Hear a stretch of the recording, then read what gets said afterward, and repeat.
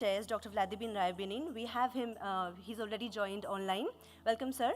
I also request Dr. M. Ravichandran, Secretary to the Government of India for Ministry of Earth Sciences, to please grace the dais with his presence. I also request Dr. Shailesh Nayak, former Secretary to the Government of India, Ministry of Earth Sciences, to please be present on the stage, accompanied by our Director, Sir, Dr. T. Srinivas Kumar. I also request other dignitaries to please accept my invitation to the stage. Dr. K. Ramakrishna from Woods Hole Oceanographic Institute. I request Dr. Peter M. Hagen, IMR Norway, to please accept my invitation to the stage. I request Dr. Nadia Pinardi to please grace the stage with her presence. I request Dr. Justin Ahan Hanzo from IOC to please accept my invitation to the stage. I also request Dr. Eric Reis from Minderu Foundation, Australia.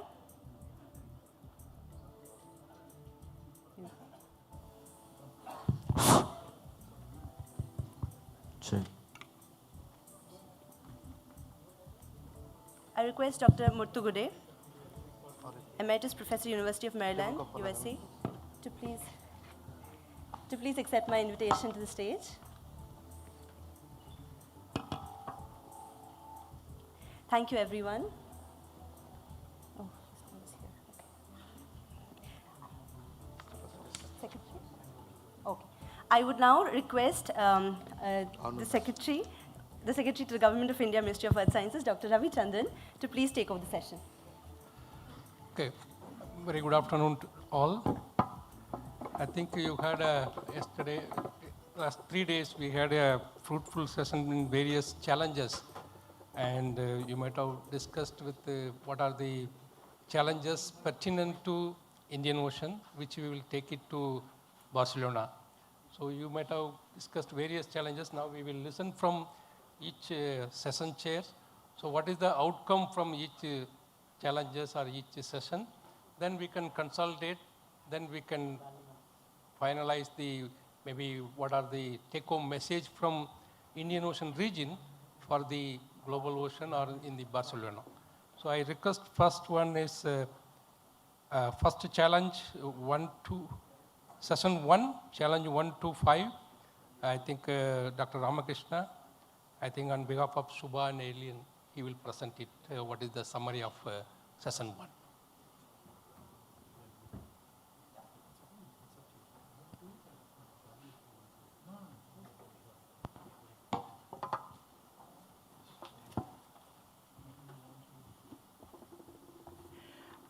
Good afternoon. Thank you very much for this opportunity to be back at the podium. I am here presenting the very intense and engaging conversations that took place on the 3 white papers dealing with papers 1, 2, and 5. I just want to give you an idea of how I'm going to present it and then say what the key findings of these session discussions were, and also to say what are the key recommendations to the conference in Barcelona. The first point to make is that session 1 is chaired by Dr. Shubha Satyendranath, and session 2 by our colleague Eileen, she's here, there, yes, and session 5 by me. And of course, we are very ably supported by Sudhir for session 1 and Kunal for session 2 and Abhishek for session 5. The model of conversations in these sessions is very well known to you. You have a keynoter who is one of the authors of the white paper, and then you have a number of presentations and then panel discussions. This turned out to be, speaking for my session, as well as I understand from my colleagues that chaired the other 2 sessions, a very engaging process, a process that kept the attention of all the attendees very much in contact with the key themes that we are trying to address and how to move forward with them. At the very outset, I want to share one point with you that came up time and again, and it refers to the comments that IOC Executive Secretary Vladimir Ryabinin has made about siloed approach.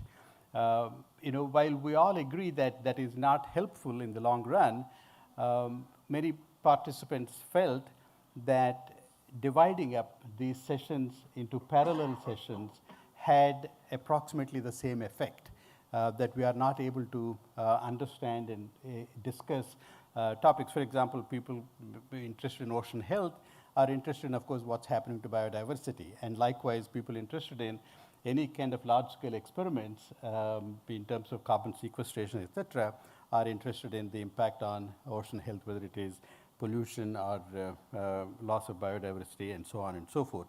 So those are the common themes for all three of them. And then when you go into the details of what the recommendations are at two levels at a minimum. And the level one is, what is it that the countries in the region need to do? What is the role of the government, the role of the civil society, and the ability, how information gets conveyed, and how to capitalize on the kinds of public activism that is there to bring to bear on the issues that the ocean decade cares deeply about. And the second is, what can the region, the recommendations from the region, go to advance for the global priority setting that the conference is seeking to do. So that's the overall approach that is common to all three sessions, and I wanted to share that upfront with you. So more specifically, when you think about session one, there was a lot more discussion. I mean, session one is about ocean health. In that sense, it's about marine pollution.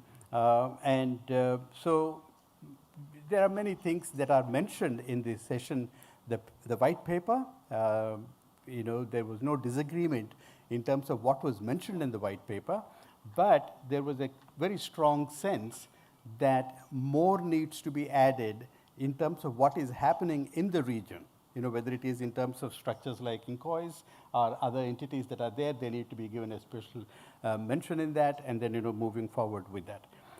And then when you talk about public engagement, don't limit it to the traditional forms.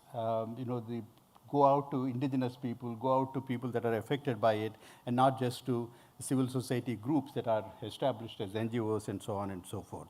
So local community involvement is very highly recommended in that. I mean, again, this is not to suggest that these are not there in the white paper. They are there, but then more granularity need to be added to that. And then, of course, the long-term impacts of the chemical pollution are very strongly felt, and then there is a clear sense that that needs to be taken into account. There is also a sense that there is a global or a broader appreciation of what is happening, but not specific to local regions. And how do we get that information? And you get that information only by enabling researchers to go out and do the work that needs to be done so that they're able to get that information. And monitoring, again, it should be at the community level, not just at the national and regional level. And this is where I think the communities that are engaged in this process need to be brought on board, etc. So there are many detailed recommendations for session one. I'm not going to read them all, but they would be shared with the INCOIS to begin with, and then through them to the UN Ocean Decade. When we come to challenge 2, dealing with protecting and restoring ecosystem and biodiversity, interestingly, there was not as much of a discussion of the BBNJ agreement, which was adopted last year after 20 years of negotiations, also called the High Seas Treaty. But then the concepts that are in there were very much discussed. But moving forward in terms of recommendations, you might want to think about how to connect what was in the discussion in this process, and how we can move forward with that. The key elements of that are, again, well known to all of you. When I say well known to all of you, what I really am trying to say is that these are mentioned in the white paper, but specifically what they are talking about, the group talked about, was that there should be more connection between the entities in the region, regional coordination and the standard setting, so that we have the ability, both in terms of interoperability and the ability to establish common baselines becomes important, and that needs to be done. Again, that is, they went into the detail in terms of saying about how the institutions and organizations collecting different marine biodiversity data, but either they are not uniformly, you have the same baseline and same categorization, or that they are not shared very much. And so there is a very strong sense that there should be a method to establish national focal points. Now, there is some confusion about whether these national focal points are the ones that are already there with IOC, or something more needs to be done. But the clearest sense is that the focal points need to be enabled to be able to work on the details that are contained in each of them. The final point I want to make about the session 2 is that we seem to, despite all that we know, seem to value economic value of biodiversity than the ecological value. And we need to continue to think about how to do that moving forward. And I come to the final session, that is unlocking ocean-based solutions to climate change. And here, again, I found the conversation to be very rich and very engaging. And we are accustomed to going to lots of different conferences and hear and see the engagement. And I must say that from my experience, this is as high a level as anything I had seen before, and so compliments to our organizers in bringing that together. So the big question here is about carbon dioxide removal and how to go about it, what do we know, what do we need to know. And again, the question is about precautionary principle and the idea that an intervention necessarily is not maintaining precautionary principle, because sometimes by not intervening, you're continuing to let the damage to persist, and then that is not going to be helpful either. So, how do you go about connecting these two dots and moving forward with it? There was a lot of conversation about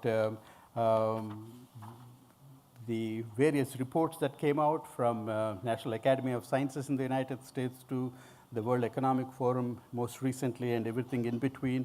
And the presenter, professor from Hawaii, that led the conversation with his keynote was very thorough in terms of covering all the bases. So the document, again, as with all these other things that I just mentioned, needs more granularity, more detail in terms of what ought to be done about it.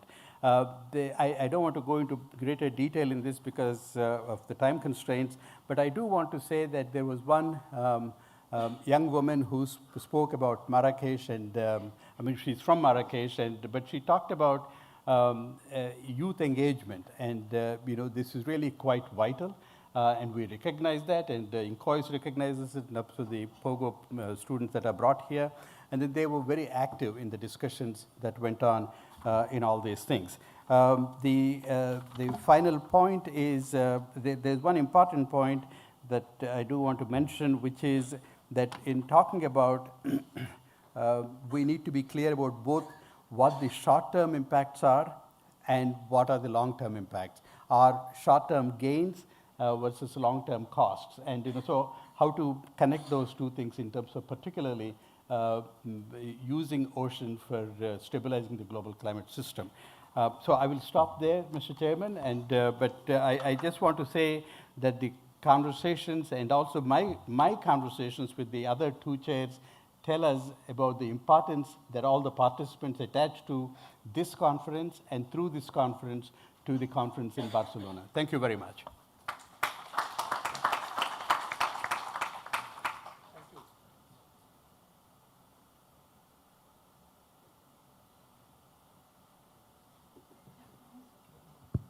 Thank you very much. I think what I suggest is not only for this session, maybe all these sessions, maybe whatever the outcome is there, if you recommendation, if you mention some paper, so that once again we can send it to all the people. So that is the way we can link to other challenges.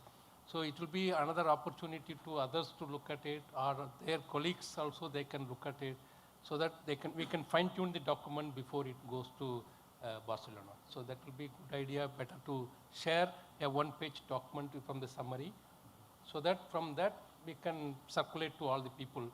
That will be helpful to further discussion among the colleagues from their own group, and they can add or track change anything, then we can take it forward.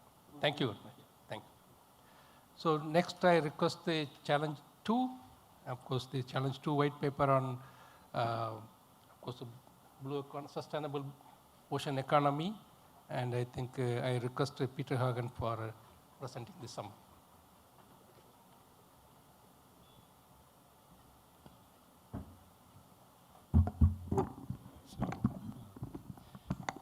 So thank you very much for this. And again, thank you for being here and hosting this conference. I can subscribe to everything that Rama just said about the context and the richness in the discussions we had.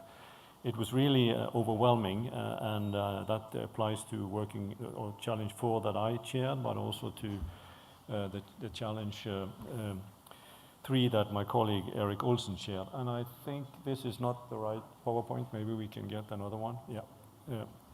I did make a short PowerPoint. I should also tell you immediately that we had so many inputs and so many rich discussions that, of course, it's impossible to give credit to all of that here. I'm going to stay on the high level overall and not go into the many useful details.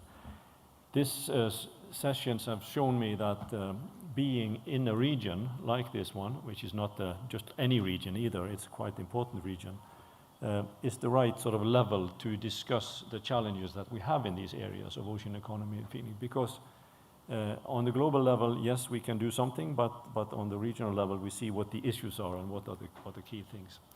So just to remind, we're talking about feeding the world's population, and we're talking about equitable and sustainable development of the ocean economy. Actually, if we move to the next slide, I will move into challenge 3. I can do it here, of course, yes. Because already the working group that works on this suggests that it should not be feed, it should be nourish, because nourishment is something wider and more important than just feeding. And here's just a photograph from the session, and also the key people and their talks, and it was sort of the same structure that Rama just described. Moving into that, some overarching issues that came out of the discussion, I think again like the previous speaker, there was kind of no major problems with the overall structure and approach of the white paper, no sort of big alarms being raised. But there was quite useful discussions of various aspects of this issue and how it should be dealt with. And reportedly, particularly this need for balancing or having discussion of trade-off between increasing food production, reducing habitat impacts, and also reducing CO2 emissions from food systems. It's not always clear that you can achieve all of those 3 with the same actions. And then how do you feed information to policy and to industry and to actors to make those decisions? And of course also how do you create new solutions based on science and technology to deal with that? Of course, sustainability of fisheries and aquaculture, there are several aspects to this. There is the practice, the way we do it, but there's also the links between them and the links to the global food system. Small-scale fisheries and aquaculture, this is a key thing in the region. It's a key thing globally, but some regions we are more into large scale. So these are quite different, and action at the community level, it's something that is needed, and how to, again, deal with that in global and regional programs. Another aspect, which is again sort of bordering perhaps a little bit on the decade of ocean science, even if we have a wide definition of science, monitoring and enforcement. It doesn't help to have regimes and regulations on paper if they are not enforced. And that requires monitoring, and again, that is part of science, but it needs to be something more than that. Also here, mentioning of youth, in particular early career ocean professionals, but I think also youth in a wider sense. And the need for strengthening the science policy interface, I will come back to that also in the next challenge. And sort of a few more specific feedbacks. Let's see.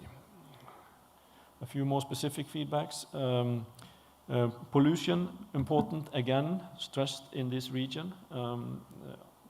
I said yesterday or the day before that, of course, with the Indian Ocean being the basin in the world ocean which is most highly populated, there's of course sources of pollution that are key and need to be dealt with.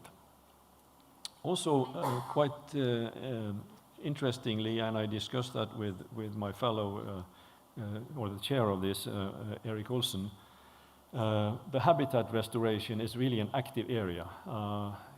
It's difficult to do habitat restoration based on my experience back home because it can be costly. But the fact that it's raised again also in this region is a key signal, I think, to deal with that also in the decade and more generally. Bycatch reduction, and what do you do with the bycatch if you have bycatch?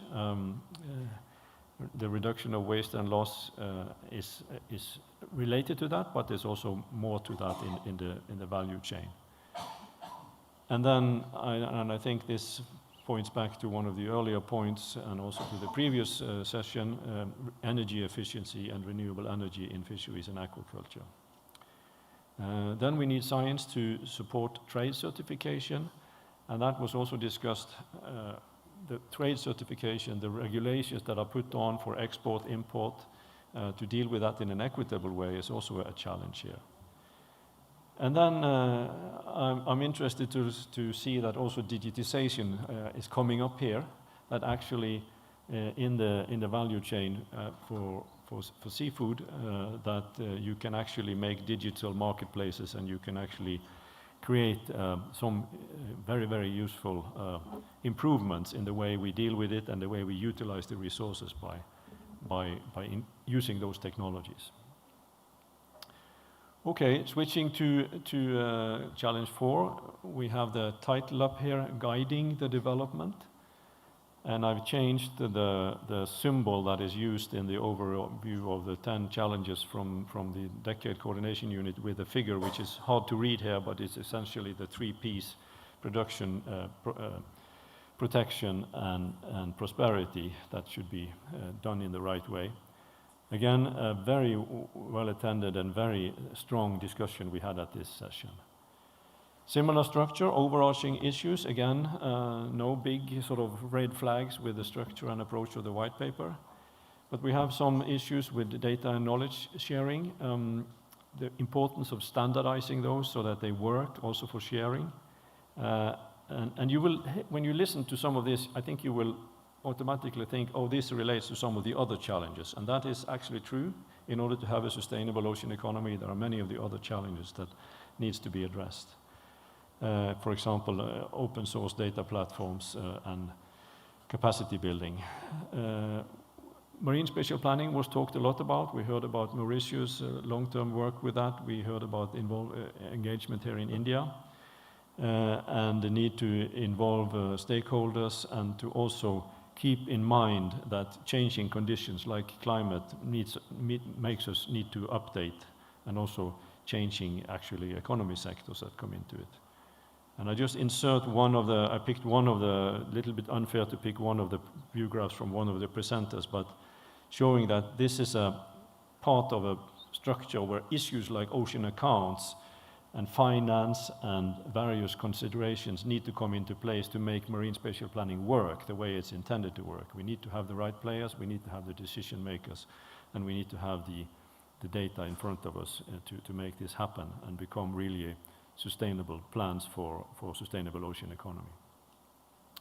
So we have more on sustainable financing and how to deal with making sure that we get both public funding and private sector funding towards the right initiatives here.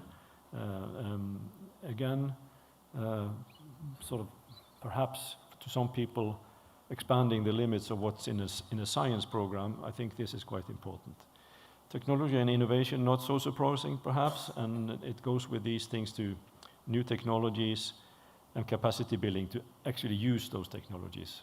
There are more specific, much more specific contents in the actual discussions we had. And then not forget existing technologies and make them used in the right way, and then monitoring and evaluation also of how that works. Capacity building, knowledge sharing, individuals and organizations, not only higher level, and best practices, and again, this local context is quite important. I have selected some here on the more specifics. We have talked about equity. We need to be clear on equity on the level of individuals. It's not only level of countries or institutions. That's the kind of economy we want. And then it was mentioned again that among the various impacts on the environment, sea level is particularly challenging here and needs to be addressed. The impacts of that for forecasting, for making sure that people live safely in the coast with new extremes is quite important. And then don't forget that we have big uncertainties in some of the ocean ecosystem aspects. And even if we point to challenges on acidification, and not only acidification, but other pressures, there are uncertainties, and some of the smaller components of the ecosystem are not fully understood, and we don't really know exactly what's going to happen unless we study that much more.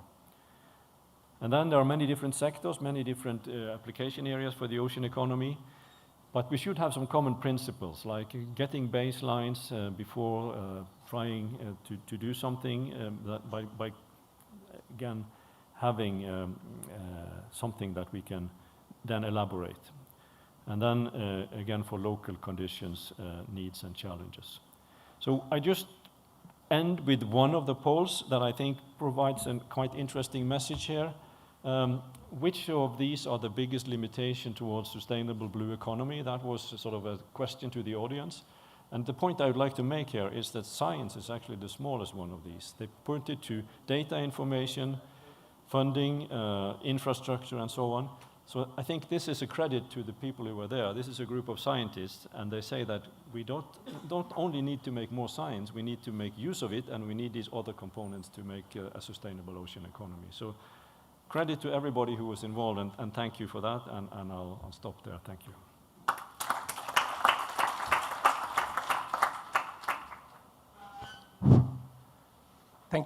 Thank you for the summary, Peter Hogan, as well as Eric Olson for the challenges 3 and 4 in the session 2. I think now I request Nadia for the session 3 for taking on the challenges 6, 7, 8. And it is on behalf of both Nick as well as Enric. Thank you. So again, also, I think I can extend from the chairs of the other 2 challenges. Many thanks for the interesting discussions. We really got important input. And I'd like to ask the slides to come in. The first one is challenge 7. We go to challenge 8 and then 6. So this is the order. So just to remind the people what are the key messages that have been shared by the chair of the sessions that are written in the draft white paper. So the need to integrate data across several platforms is clearly coming now as an emergent need and a possible need in easily accessible and usable formats. So that is data management to be comprehensive, incorporating new and emerging technologies. The emphasis on the need to prioritize the collection of region-specific data sets and societally relevant ocean observing data sets. And I feel particularly close to this recommendation: expand observational density and frequency in poorly observed ocean basins. Strengthen the capacity development programs for ocean observation, data collection, quality control, and analysis. Emphasize the need for global cooperation and collaboration. Remember, this is the major SDG 17. I think the UN Decade will give a great contribution to that in the field of oceanography. Okay, so the discussion. What was the discussion? First of all, there was a general appreciation for the extensive work put forward by the working group. There is a need for challenge. However, they pointed out to some possible amendments, possible changes that are required. There is a need for Challenge 7 to further assess the existing GOOS and GRAs networks, and I mean to be mentioned more deeply in the white paper, and all other observing related programs for the different ocean basins. To say we are not starting from scratch. We have already so much done, but we need further improvement. Need to identify and then prioritize the gaps that are to be addressed. I mean, this is we understand. I mean, it's a difficult analysis to be done at this stage. But maybe a recommendation for next steps on really going to detect the gaps and prioritize them.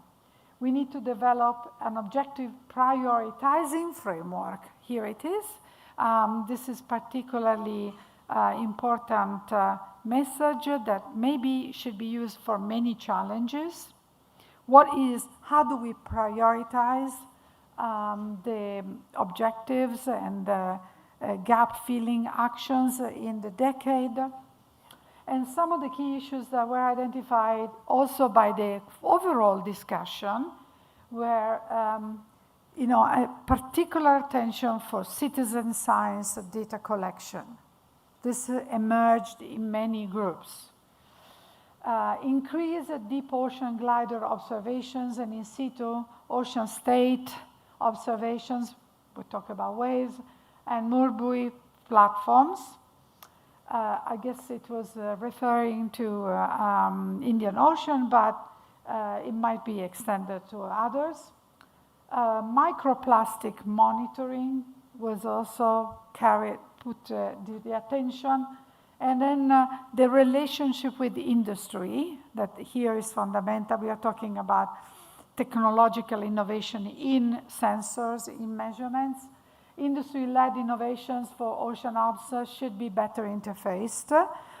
In this case, at the end of the decade, we have to show some success in this.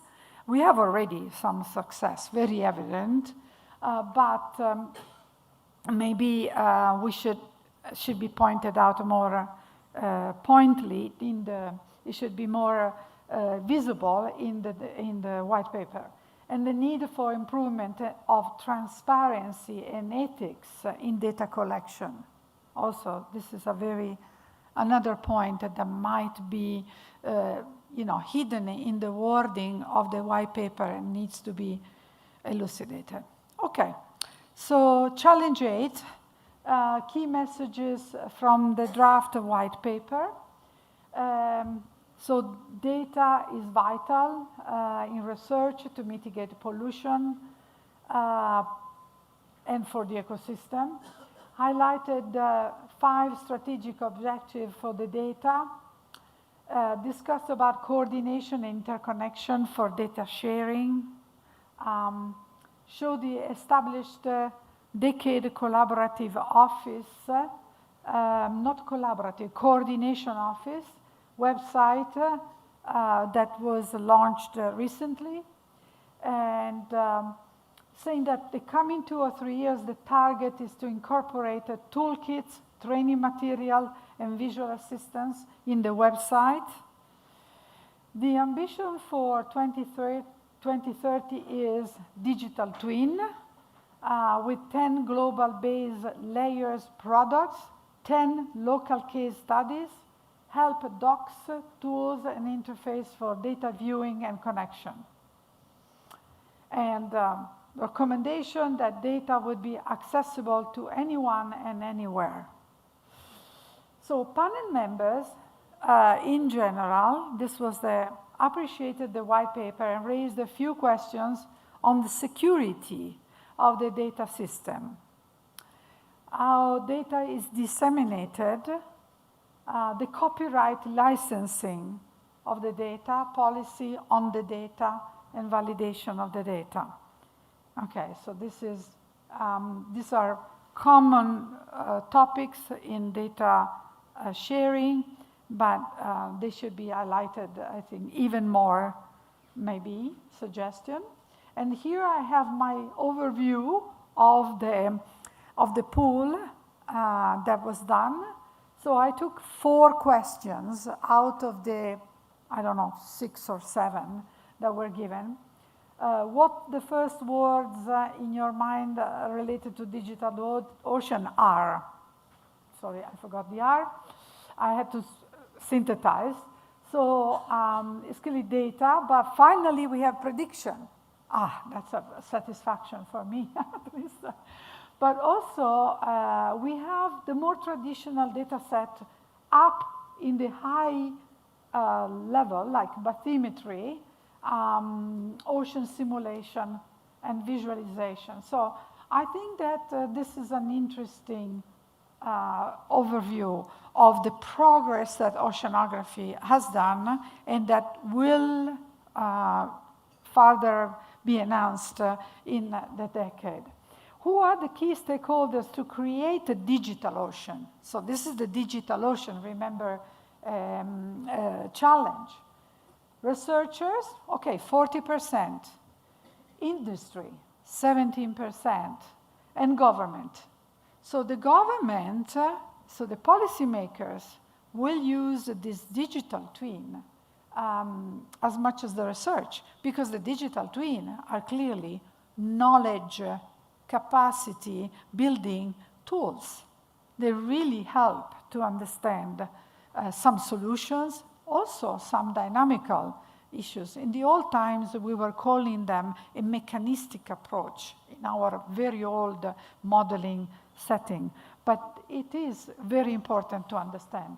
Okay, who are the beneficiaries? So these are the people that produce the information, and who are the beneficiaries? Coastal population, like that. Policymakers, second, and then researchers. As I said, the knowledge connected to digital twin is very important. And then what is your perception about, I cannot read well myself, so I have to come here to see. Thank you. Thank you. So getting old, yeah, so let's go here. Let's see. Okay, so the blue one, we have adequate technology to create. We are at the level of 3. Middle, in the middle. Not too much, not too little. And then we have crowdsourcing will be needed to handle. Strongly agree. Okay, so if we use crowdsourcing, which is connected to citizen science, so I like it, is strongly agree. Then let's go to the strongly disagree part. Strongly is new data visualization tool codes, and then machine learning is picking up. Good. Machine learning and AI. So these are very valuable comments. Thank you so much. And now we go to 6.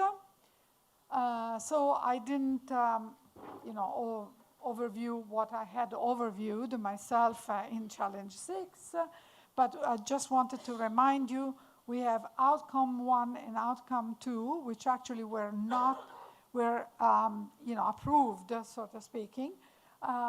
Design people-centered multi-hazard early warning systems.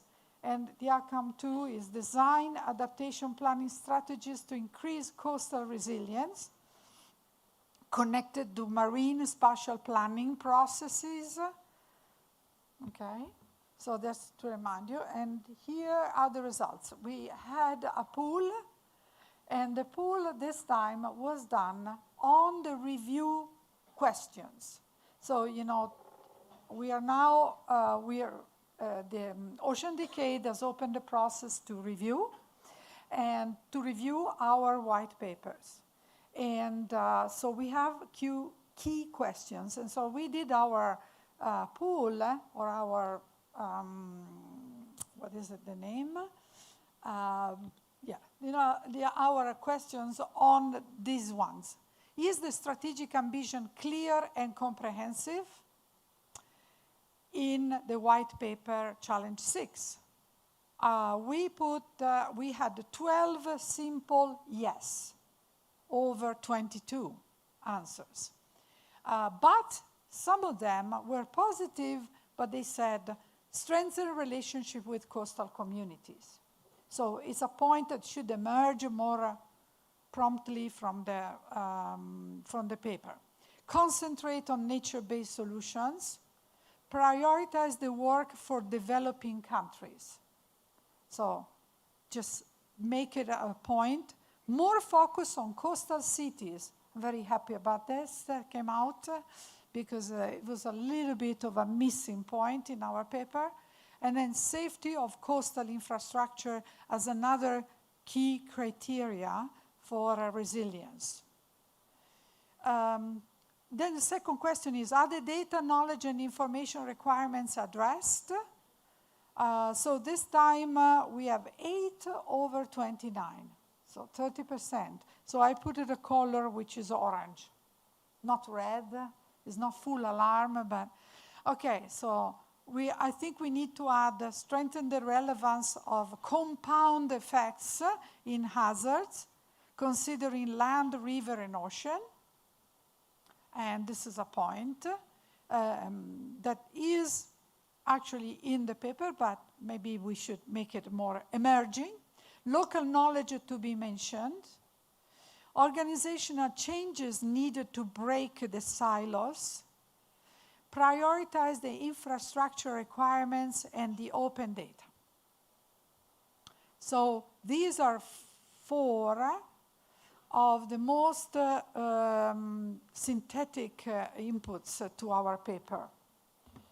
Okay, then we have another green, fortunately. Other necessary partnerships, funding, expertise, technology identified.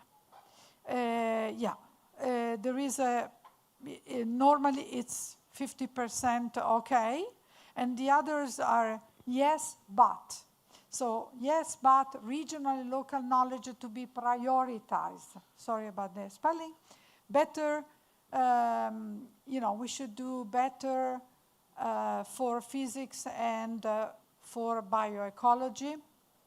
More stakeholders need to be reached, more collaborations, and integrated coastal zone management to be better connected. And this is another interesting point. We can also write it as a marine spatial planning. It's the same concept.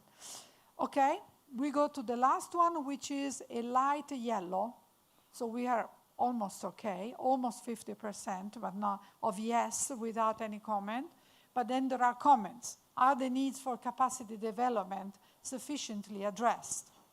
Connection with other challenges, clearly. Because we go to the coast, most of the other challenges are on the coast, and so we need to find a way cannot be done all in this paper, but we have to find a way. Wider reach needed, inclusion in school curriculums. I know that this is a discussion in the Challenge 10, and as coastal resilience challenge, we would very much like to talk about that topic, but again, it will be for later probably. Innovative methodologies and suitable methods for capacity development to be strengthened. And I thank all the people in the 3 sessions, parallel sessions, for this amazing contribution. We will consider that, be sure. Thank you. Thank you, Nadia, for summarizing the various, especially 6, 7, 8 challenges. And I think now I request challenge 9 and 10 by Raghu. So with both 9 and 10.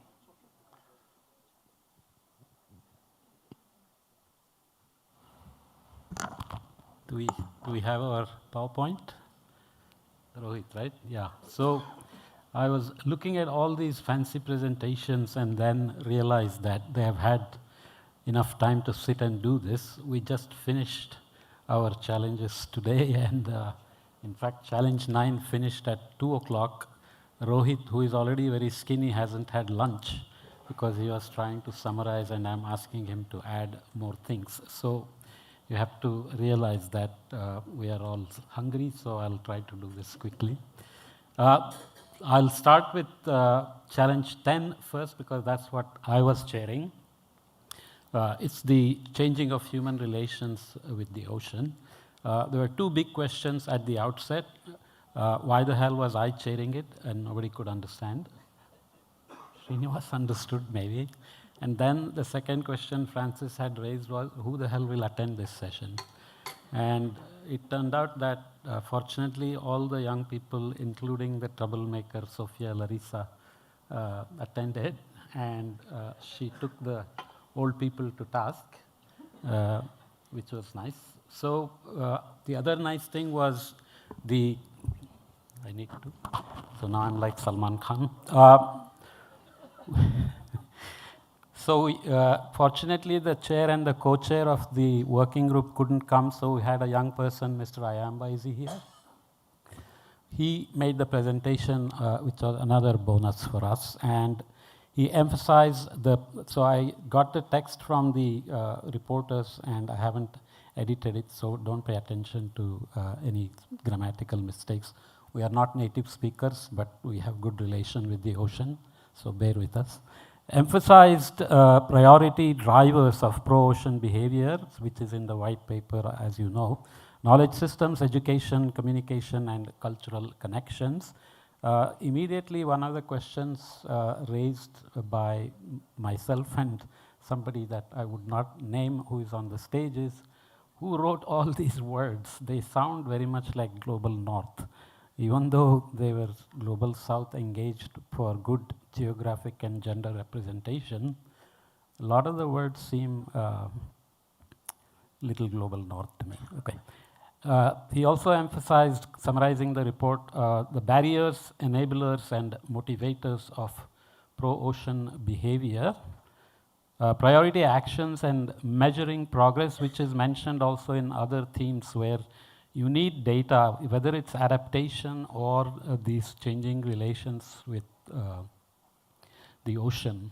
You need metrics. What do you actually mean, changing relation? We have lots of nice words saying we'll sustainably exploit the ocean, and somebody had a consternation about whether exploitation is a good word and we should call it harvesting.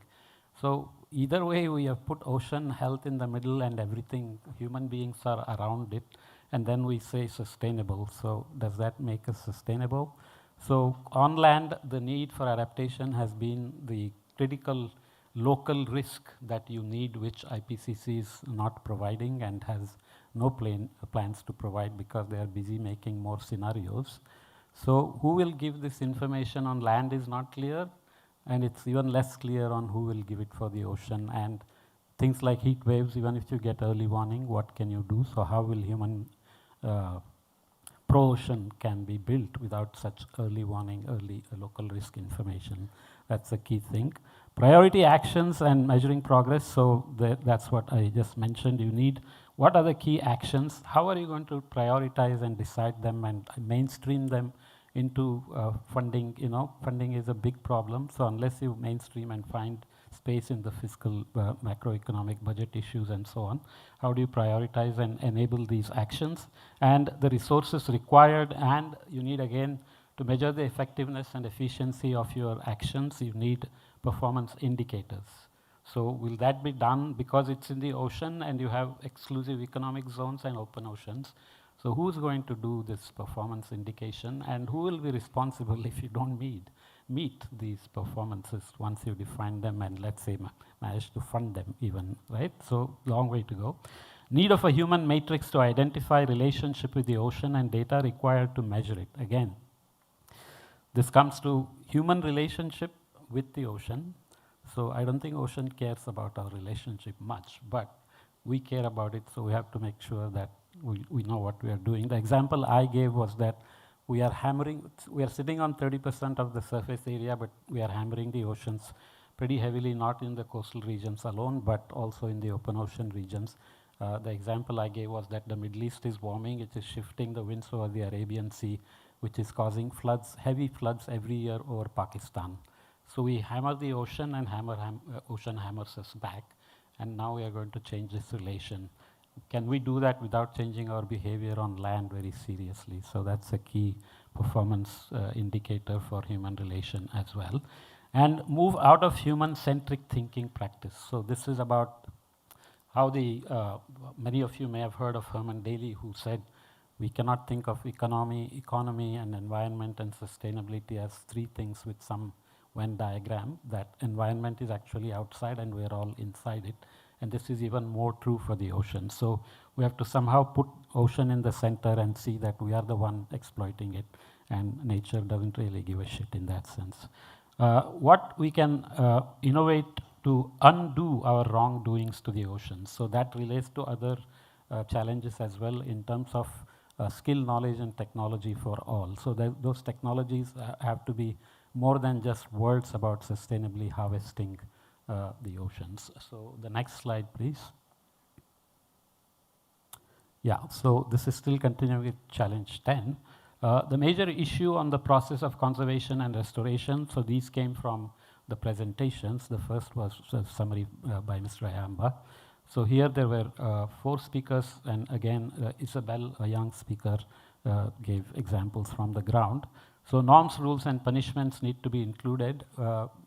All the nice work by Eleanor Ostrom, who you may have heard of, sustaining the commons always, the social dilemma experiments tell you that humans are not rational egoists. They are not always trying to maximize selfish interests. But that is only true when you have norms, punishments, and rules. So what are these rules that this ocean decade is imagining? That's not so clear, and how you apply them. Will it be, like a lot of the fisheries management are done as regional without thinking about the connectivities? That will become even more challenging in this case. Inclusion of indigenous knowledge systems and knowledge transfer across communities and countries. So Shubha pointed out that there were a lot of good examples coming from Africa and a couple of places in India on local work. But how do we make sure that these lessons learned are actually transferred, or that while doing these, you are thinking about transferable solutions? That's a very important thing to think about, especially in terms of including indigenous knowledge systems. There was some debate, somebody raised about knowledge and wisdom, but I didn't want to go into that. Sharing of benefits of marine economy with people who protect marine ecosystem. So inclusive agile marketing was a terminology that one of the panelists brought up.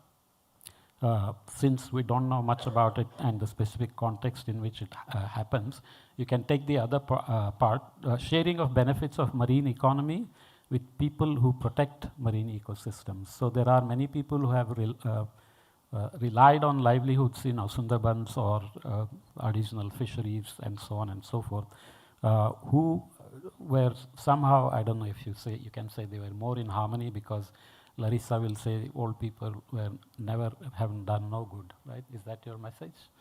So her question was, are we going to leave everything to the future generations, or are we going to take part of the load to save their future? And the answers given were that we have wisdom, use our wisdom. So she was not impressed. Training the trainers to pass the knowledge to the local community. So training the teachers. I'll mention the Globe in a minute. Nadia dropped by and gave us some input as well. But there are many programs where something called Tropicsoo, which I am involved in, which trains teachers on climate and not so much ocean, but ocean has to be added. And that's very important because I don't know in other countries, in India, including climate education at lower levels is always contentious. It was put in and then it has been taken out, I think. But this Tropicsoo, basically what it does is gives climate-related problems that can go into physics, chemistry, maths, biology, and social science, so that they are made part of that subject without saying we have to do separately climate, because climate is all social science, chemistry, biology, physics, and so on and so forth. So more has to be done on that in terms of training the trainers or the teachers. Include more ECOPs in marine protection activities. So there are a lot of ECOP members here who can come in and do more, I'm sure. And looks like all the ECOPs are picked from colleges or so. So how do you involve, it says early career ocean professionals, right? How do you include other people? Above we said people who protect marine ecosystems. They are not ocean professionals, but they make livelihoods out of it. So how do you include them? That's a challenge. Coastal communities should be made part in the whole policy making process. So can you really change human relation with the oceans without worrying about livelihoods? Only if you provide livelihood improvements in this name of changing relation, they will be interested. If it comes with more barriers to their livelihoods, then you will lose them very quickly, right? Documentation of indigenous wisdom and its validation and integration with decision support system, prediction systems, co-development of language for scientific community and society, which is very useful, especially when you're talking about social, cultural, and spiritual aspects of human life to change human relations with the ocean. Then a lot of the STEM scientists lose their way when they listen to social scientists, and yet climate change is basically a social science problem. So we first need common language between natural scientists and social scientists, and then you need common language with general public as well. So that's a very critical thing. Integration of ocean protection with village level development plans. So this is obvious. Yesterday I tried to raise it, but that panel was all about panel members talking and not so much audience talking. So this synergy between adaptation, national adaptation plans, NDCs, and economic development plans and ocean decade have to be very carefully, synergized very carefully, because otherwise you lose the connectivity there. Okay, next slide, please. Somebody can tell me if I'm going too long. This is the last part of our. Okay, very. He's always giving me less time. So this is, I think this is still ours, or this is the technology-driven education in ocean protection and awareness. I think this is from Rohit, right? Raise your hand somewhere. Yeah, this is yours, right? This is still ours? Okay. See, we are given very little time, and then we are given another working group, so I'm forgetting my own working group. Technology-driven education in ocean protection and awareness was brought up, the need for it. Involvement of private sectors. There was somebody from UAE who raised this issue that businesses have to be involved in this, and there are many efforts under Ocean Hub, Ocean Solutions, and so on, which are happening under the UN, but in a separate umbrella. They are part of the UN decade. So there are many avenues in which private sectors are involved, I think, shipping especially. So UNESCO, the GLOBE program may include ocean education. Nadia brought this up, that GLOBE is a global program. It does very well, but it does not include the ocean right now. So Nadia, thank you. And youth concerns over profitability versus sustainability to be addressed. So, cost benefit analysis, especially accounting for non-market goods where the profits accrue in the future. If you're being sustainable today, who will benefit from it? Future generations, but Larissa has to be convinced about it. So Sophia has to be convinced about it. Ocean literacy for finance sectors also, I think Nadia mentioned this, where finance sectors are now being forced to take climate risks into their loans and debt and so on and so forth, risks they are taking, exposures. So this is also for finance sectors. Ocean also has to be brought in. And finally, youth involvement in decision making for smooth transition of information over generations. Again, it's really amazing this meeting has so many young people, so thank you for inviting them, but hopefully we will have more in the future so that they can really hold the fire to our feet to make sure we are actually wise and we are actually transferring wise information to them. So next slide, this is the questions from our, describe the first word that comes to your mind when you hear human relationship with oceans. You can see that it's nothing is really jumping out, but food, sustainability, life are there, and you can take what you want out of it. Next slide. This was, who do you think are the key stakeholders who should lead the change in human behavior towards the ocean? So NGOs and philanthropy come up. Government and industry also has a role. So you can see that it's fairly well distributed with academia and researchers having to do their part as well. But people somehow trust NGOs quite well, so we should build on that, and philanthropies. There are some CSR people here as well who notice, I hope. Next one. This is the key drivers described in the white paper is important to you. So it's knowledge systems, communications, and education comes out on top here with cultural connections. I think these words, as I said, they are, I don't know who coined these words, but I don't think they translated very well. Education makes sense, so everybody hit on that.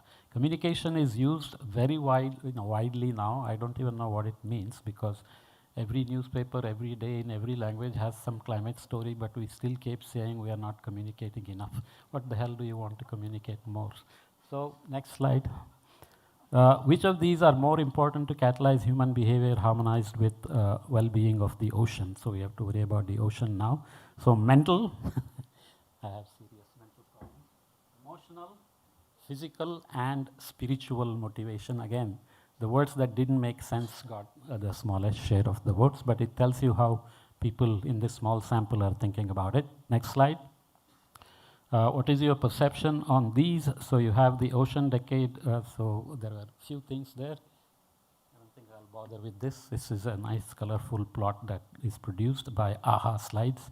You look at it and say, aha, okay. So next one.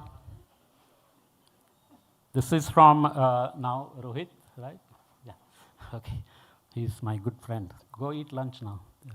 So highlights, virtual training has provided a new digital, so this is challenge 9, which is knowledge, skill, and technology for all. This is very useful and obviously has a lot of synergy with everybody else. Virtual training has provided new digital learning experience by saving the cost of traveling and time. COVID really made this very clear in terms of working from home, and many people are not going back to the office, which is creating other problems. And sadly, there is news that students who had to learn online have fallen behind, and they haven't caught up yet, so we don't know what the outcome will be in terms of the damage that's done by so-called online learning. Help in developing skills required by early career scientists to study sustainably exploit and manage the ocean. So this is about skill for all to actually say in what way we will measure that they are doing something that is sustainable. This is simply using sustainability. It's a motherhood statement, right? You exploit the resources without jeopardizing the ability of the future generation to exploit the same resources. Fantastic statements, but about as useless as it can get in terms of what you can actually do with it. So we have to say what are the metrics, indicators we will use to say you are being sustainable, because it's not like we said we are sustainable today and we are done. It's a moving goalpost, right? So promote equal representation of minority groups. This is always clear that resiliency always depends very critically, and disaster management depends very critically on community engagement, especially when women are involved in co-producing the systems, and early careers people, of course, have to be trained as well.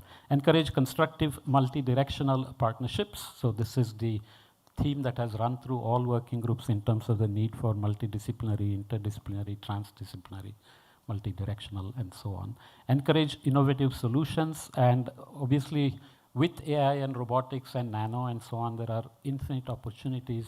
And in fact, using terms like climate crisis is really silly because nobody is living like there is a crisis. Do you know any climate scientist that lives like there is a crisis? No, not really. So we should drop that silly term and maybe call it climate opportunity or something, right? So innovative solutions will be the way to go.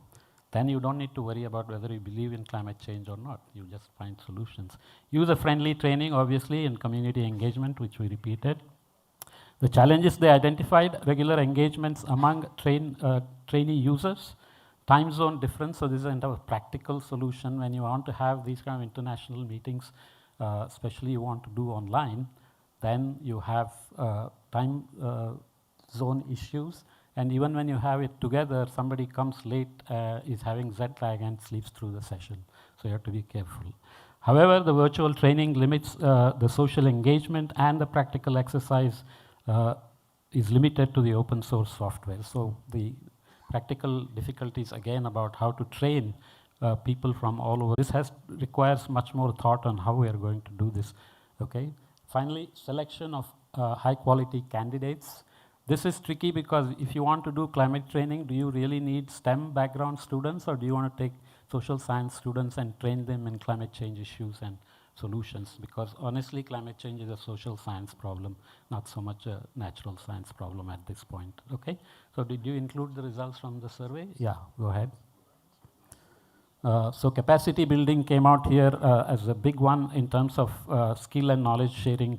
What comes to mind? Capacity building, very nice. Next one.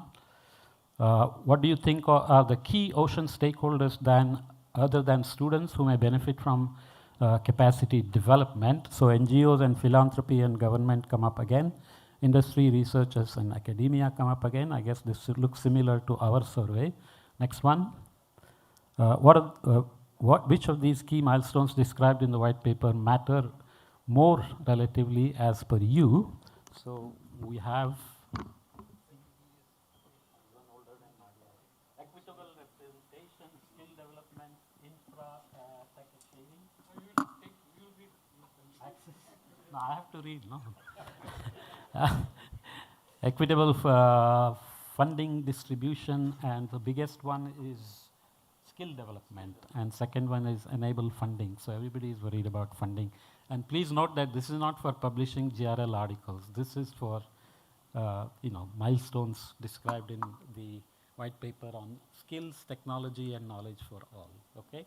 This one is on who of these are true beneficiaries of achieving skills, knowledge, and technology for all. Coastal population and researchers. What the hell? Okay. Researchers benefit a lot, but policymakers also benefit. Value chain industry a little bit, and seafarers. So this doesn't come out so good if researchers are benefiting, because they will just publish more papers. Okay, so this is another complicated, colorful, wavy plot, which fits well with this background as well. I think I'll stop there.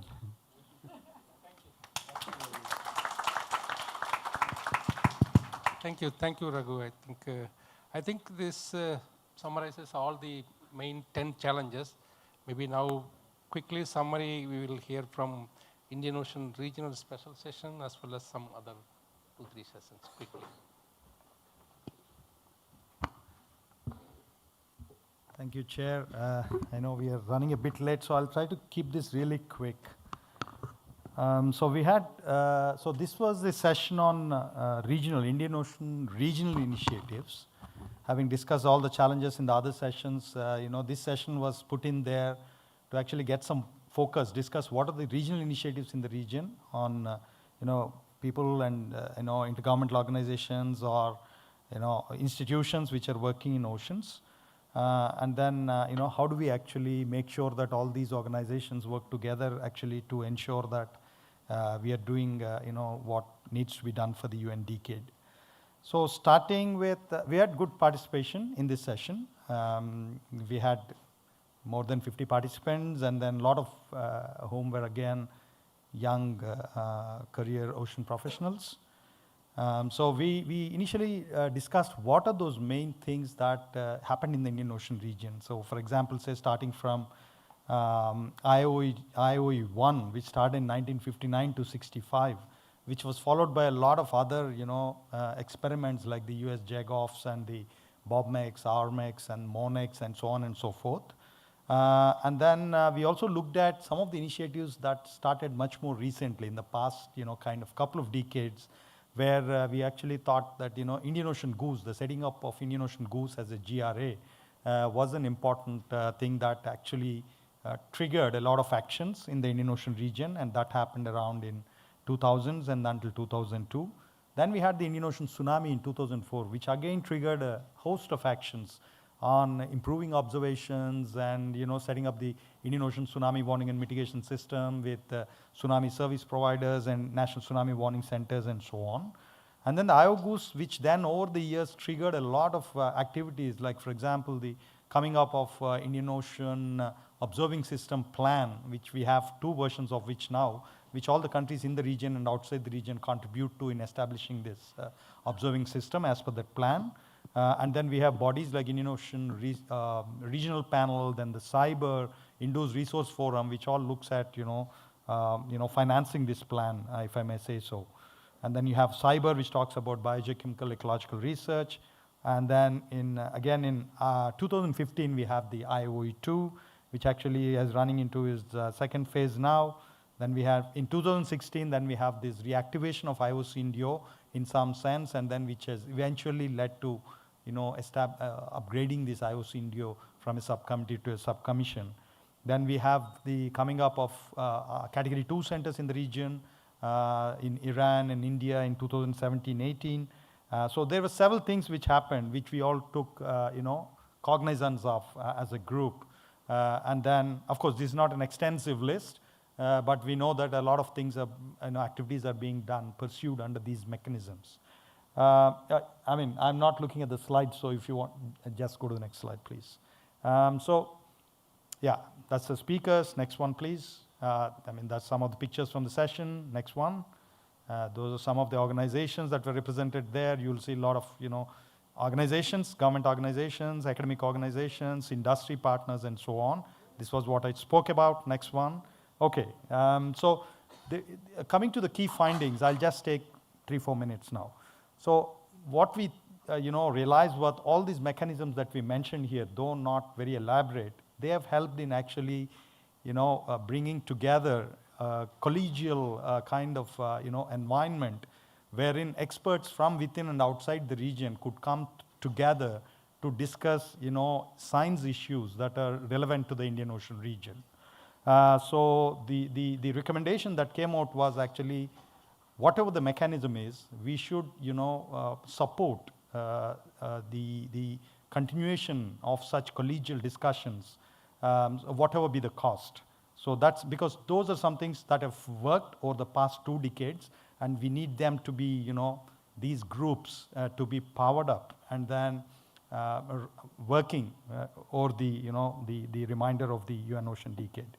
So that they can continue to develop programs like the Indus and so on, and then move ahead. And then we also recognize IOC Indio setting up, becoming a subcommission is a big thing in the region because it apparently gives a very intergovernmental formal kind of a framework, a high level of visibility within the member states, and then can, has the capacity to bring in a lot of member state support. So that's something we need we took cognizance of. And then we also, one of the key outcomes of the discussions was that all these actually activities work together. Would there be some kind of an overarching program, like for example, say Future Earth, which actually talks about bringing a lot of these action networks together and then looking through the lens of where we can really meet, the objectives of each of these meets and then work towards a common goal. And then so probably we thought of IOC Indio as a framework that can actually provide this platform where all these things can come together look into the prism of the UN Ocean Decade and see where these programs can contribute to for the decade challenges and the outcomes. Then we thought that we need to bring together these groups very often so that we can continue these discussions. But one important thing that we also thought, and then we put in as recommendation, is that we should not, we should let all these groups or any new groups that are coming in, work and think freely, actually. Be careful not to add any layers of additional reporting and so on. Then we had several good recommendations from the youngsters that the ECOPs are working, and then it is very important to continue to integrate their thoughts into the planning of all these programs. Fortunately, like you see here, we have a lot of youngsters who are participating here, thanks to the IOE2, the POGO, INCOI's training programs, the Category 2 Center.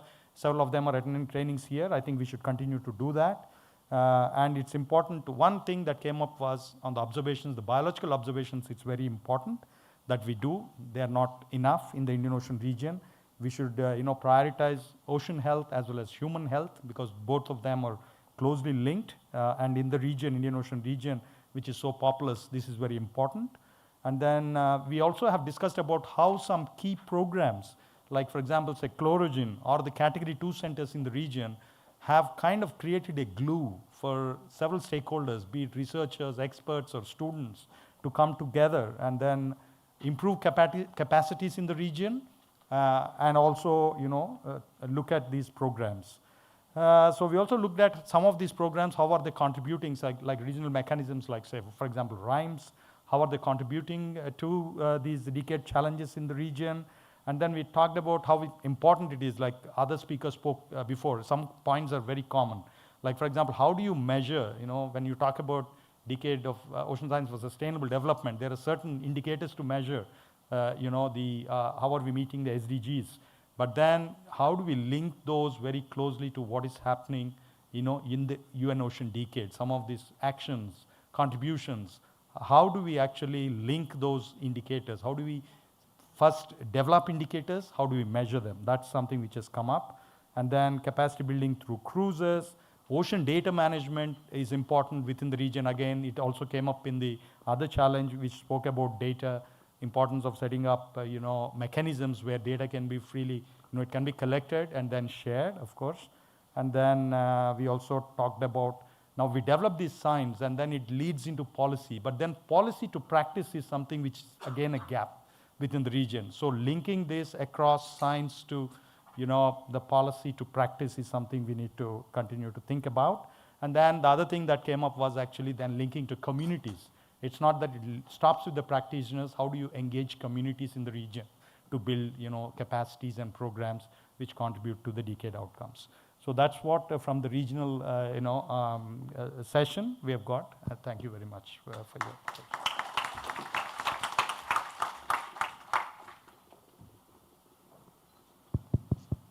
Thank you, Srinivas. I think maybe some of the points can go to some of the respective challenges so that it can go as a across all the 10 challenges. Okay, now I request Justin for NDC special session. You have to say something? Summary of it. Oh, okay. Sorry. So we left Matt there, actually. Matt, after the presentation, you should be there. No, it's okay. I was really glad nobody noticed I was there, so I could write some notes and nobody could see, so it worked out fine. Thank you. So the session I want to talk about, I'll be really brief, as we all keep saying. This session was put together fairly last minute, so I need to thank our panelists and speakers. Some have only found out they were supposed to do a presentation as it started and were writing their talk, so thank you all for that. The session I want to talk about is National Decade Committees, harmonising for the Indian Ocean region and beyond. So just to say that in terms of the National Decade Committees, I don't know how many of you know, but there are 38 countries who have these National Decade Committees, and we all have the same challenges. We need to work within our countries to actually get people engaged in the decade, understand what we're doing. We also need to work maybe regionally, and we've already heard about some of the regional initiatives here, and we also need to work internationally with the other countries. So really the theme of this was looking across the whole piece and saying, with the National Decade Committees, how do we harmonise what we're doing? And also with the Decade Coordination Centres, of which INCOIS is one. So we had a number of presentations on the Indian Decade Coordination Centre and the National Decade Coordination Committee. We had Peter Tay talk about what was happening in Ghana with the National Decade Committee. And also with the ECOP program, and we had Dr. Krishnan talk a lot about from the sort of FAO regional fisheries body perspective. So it was really useful to get that wide perspective and different ideas. Now, I haven't had time to write a proper talk because we only finished at lunchtime, so I'm literally looking on my phone at some of the slides that I took pictures of, and apologies to those in the room if I don't capture every point, but I can put this down in writing later. So, okay, so very quickly, we talked about the funding and resource. So one of the problem with a lot of the NDCs is that some of them are really well funded by their governments or by others. Some of them don't have any funding really to do anything at all. And we heard about some of the great work the early career ocean professionals are doing, for example, in Africa, where when we asked about the funding, they said, well, we do a lot of it just self-funded. We do it ourselves. And one of the things that we really sort of recommend is, and I don't know how we recommend this because it's really government's responsibility to make sure that each country doesn't just establish a National Decade Committee, but they fund it properly and equip it so that it can actually deliver on what it's supposed to be delivering. And I think this is really important in terms of the resource issue. The other thing we talked about where we can help each other is the fact that the NDCs are all very different, is we talked about best practice. So we heard about how the Indian NDC has developed the implementation plan, has done some really nice mapping work to look at where the gaps are. We had lots of people from the subcommittees of the NDCs in the room, and it's a very well coordinated, very well functioning. As we can see from this meeting, it's doing a really good job, I think, and really setting the standards for how NDCs can operate. I talked a little bit about the UK NDC, which I chair, and all the mapping work we've done there as well. And essentially what we were saying is we all have, we all have our own NDCs, but one of the big challenges is how we reach out and hit those gaps. So there are gaps in the academic sector, but also the whole point of the decade is it isn't just about academia, it's about arts, it's about the health sector, it's about broader society. So how do we reach those broader, non-traditional sectors?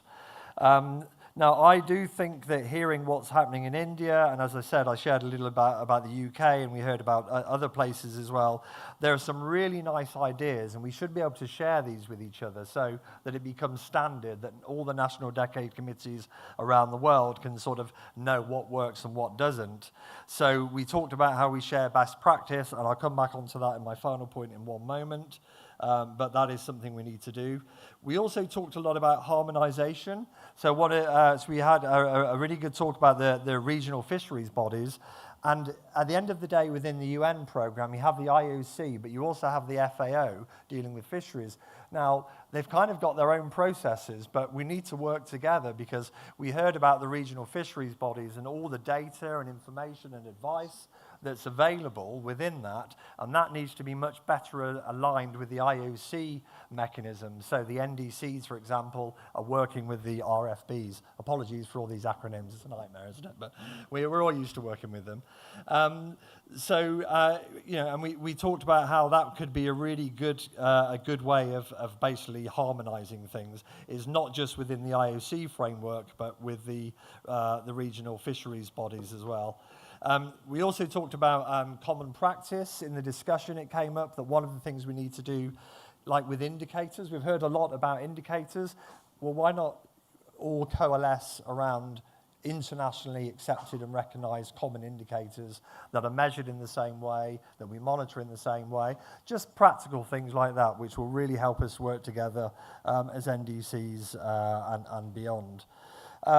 So finally, what I wanted to say is, This is all feeding into Barcelona, and we are going to address a lot of these points in 2 sessions at the Barcelona meeting. So one of them will bring together all the national decade committees globally, and that's where we're going to address this best practice. We're all going to share together what works, what doesn't work. I'm sure I'm working with India on leading on this session because I think, as I said, this is a real exemplar of how to do things. But we also recommended, we think that all of the NDCs globally should be able to come together virtually, maybe twice a year online, and actually just share what we're all doing and help one another. And I think that will help that sort of standardization of how we all operate. And then the second event, and this will be on April the 11th in Barcelona for those who are there, that's about addressing this other gap we addressed, which is about the wider stakeholders. As I said, we can't just talk to each other the whole time, walk into a room and talk to marine science people talking to more marine science people. We're good at that, and it's great, but we need to reach a whole sector that, quite frankly, don't know anything about the decade. So we're going to have another session on that. How do we do that within our countries, nationally, but also how do we do that globally? So I'm sure I've missed loads out because it was fairly recent. So apologies if I missed any key points. I'll put them in writing afterwards, and thank you very much. Thank you. Thank you very much for the quick summary. Thank you. The next one is a summary of ECOP by Eric.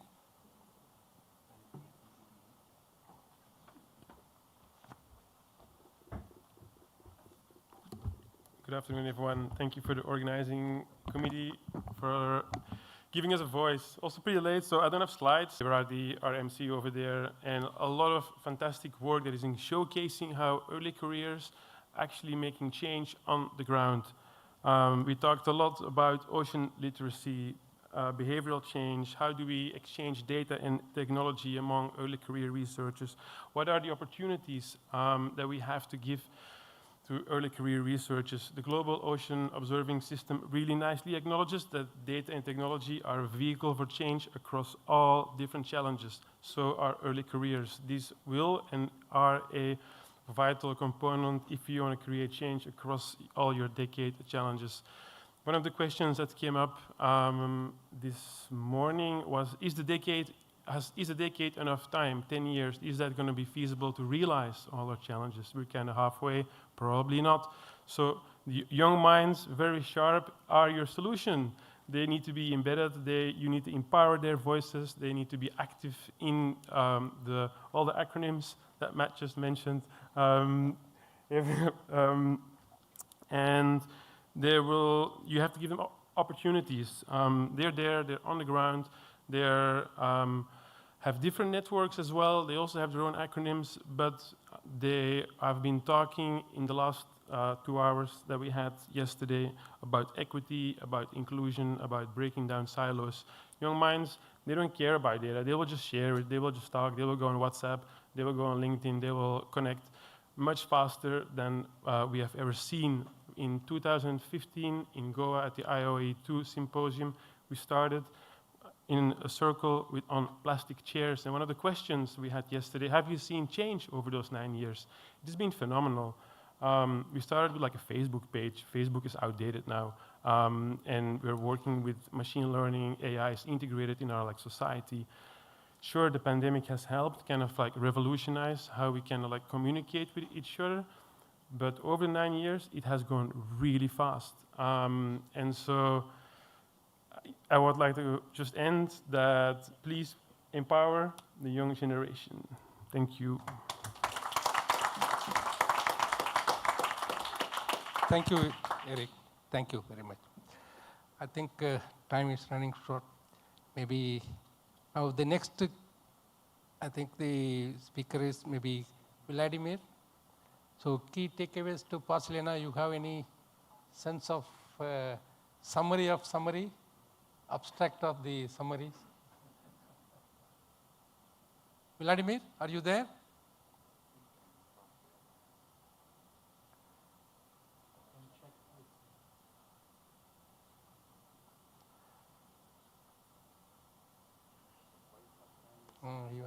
No, but whenever presentation is there, it will go.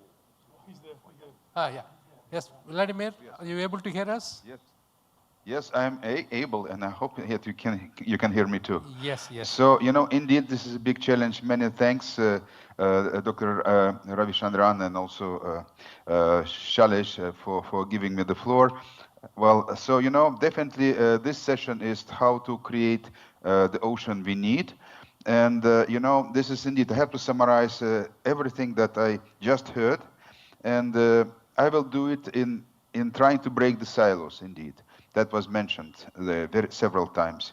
So, there are two ways of organizing the thought and the work.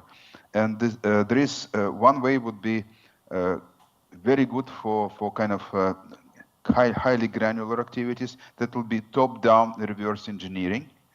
But the decade actually was going through the opposite approach, which is enabling, creating an enabling environment. And the fact that you're discussing this now, how to break the silos, is that because this enabling environment was created. So I think it was successful. And the Barcelona will be, in that particular case, for a moment for us to look at ourselves in more or less the totality of the activities, and there are a huge number of activities indeed. And there will be white papers that you discussed, there will be side events, various side events, and the core program. So, I think it was mentioned here, the term monitoring and evaluation. But I think now we need to move from for the next stages of the decade from a monitoring and evaluation to mainstreaming and encouragement, or even enforcement in some areas that contain refer to fisheries. So I see this as a people-centered it's difficult word, governmentalization, developing policy, making some of the best practices more standard, and of course, bringing the economy. So in that sense, I think it will be very useful if all this community look at the Barcelona events with these eyes. How to make sure that we bring economy, we bring more policy in the focus on relations with ocean and people. And I think if we try to summarize what we need to do now, is that now we need to move to creating a new ocean science policy interface that will be the legacy of the ocean science decade. That science policy interface has to be going to regions, going to nations, going to coastal cities, and going to people. There may be some breakthroughs, and we have to create this enabling environment for all, but there may be some breakthroughs, and I think for the Indian Ocean region, one breakthrough could be if you try to develop an ocean reanalysis, and for that you will open ocean data. That will be a very important decision. So, summarizing, through the decade, we learned that we can do a lot of good things, focusing on the capacity of the ocean to help humanity. Basically, the world is in crisis, and working in the ocean is a very perspective area for improving the governance of the world. And in that particular case, the ocean science can be extremely instrumental in creating enabling and peaceful environment in which people will be at the center, economy will flourish, and we can work together on the ocean.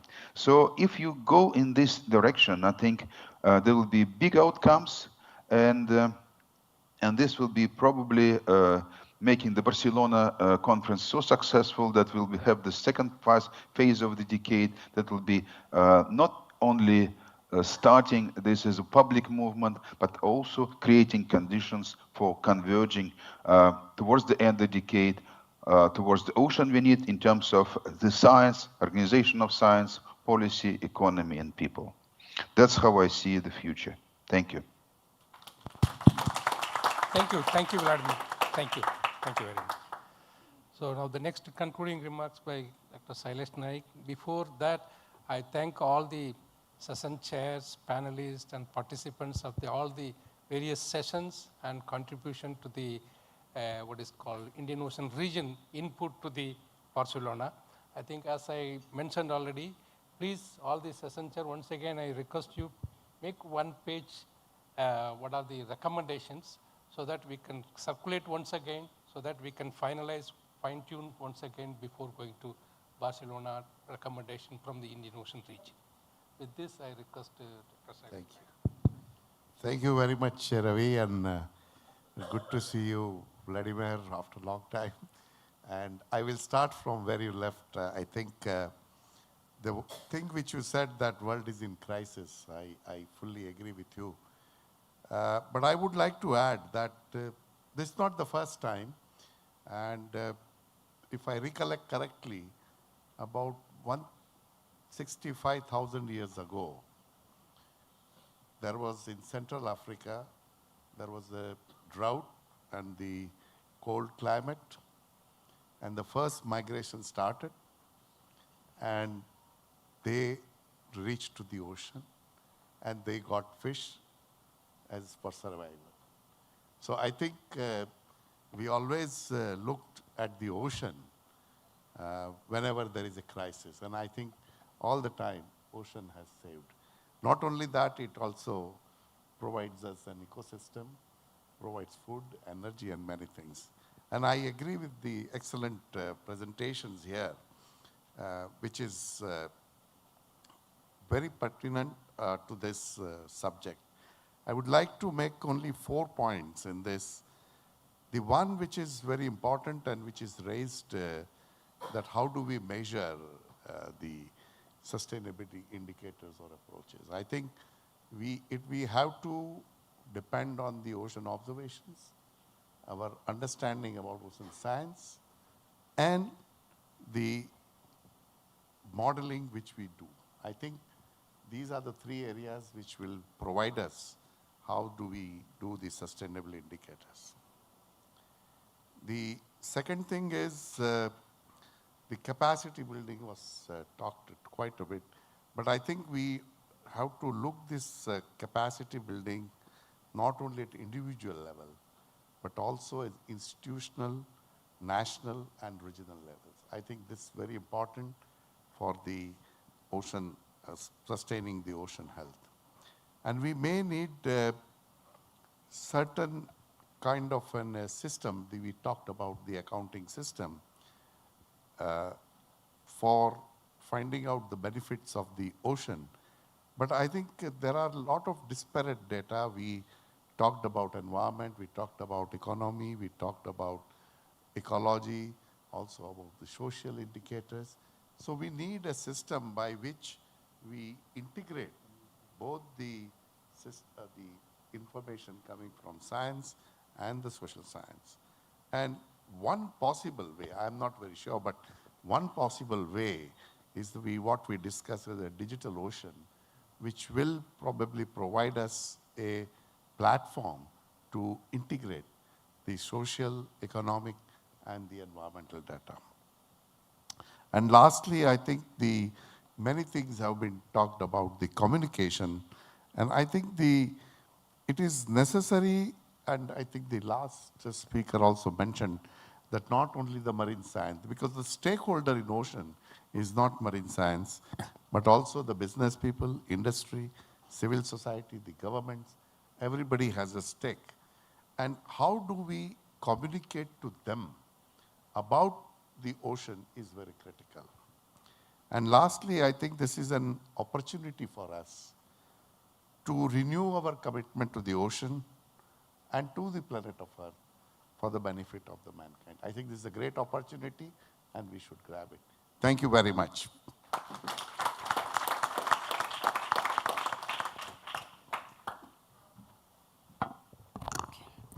Thank you to the speakers. Forgive me for the introduction, that was where I was fumbling and I rushed through it, but I think we've kept really good time. So again, thank you to the audience members who've made this program a resounding success. Thank you to the organizing team. We shall break for high tea now, and we will reconvene in the same hall at 4-ish, because I don't know, it's almost time. Thank you very much to everyone. All those who are going, all those who will be leaving before the 4 p.m. Program starts. I wish everyone a safe journey. And those who will be staying with us, please be sure to come back here. We will have today is the 3rd of Feb, so today is the foundation day for Incoys. The Silver Jubilee celebrations will start. We have a cultural program, dinner, etc. It will be an amazing program. See you soon.